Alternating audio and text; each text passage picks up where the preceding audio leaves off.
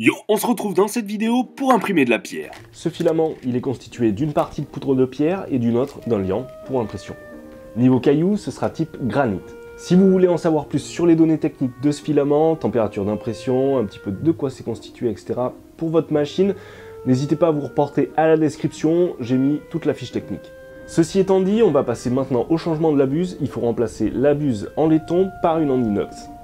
Comme le filament contient de la poussière de pierre, il est vachement abrasif. Je vous laisse donc imaginer la suite, ça c'est facile à deviner. L'écrasement de la buse est super rapide. C'est donc pour ça qu'il nous faut une buse en acier inox. Je retire donc la buse laiton tout simplement en faisant chauffer l'imprimante et puis en dévissant.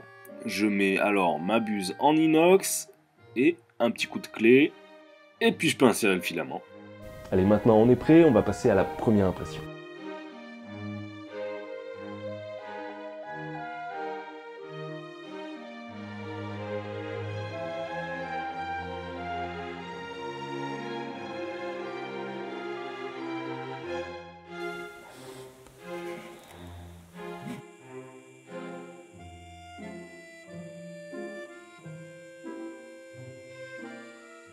Alors voici le résultat, plutôt chouette, sympa. Ça a vraiment bien l'aspect pierre au toucher, un petit peu de granulosité. Mais au niveau de la couleur, on sera plus vers du béton, même si certains granits chinois sont un peu comme ça. Mais enfin, le print c'est quand même propre. Je passe à une seconde impression d'un petit lion chinois cette fois-ci.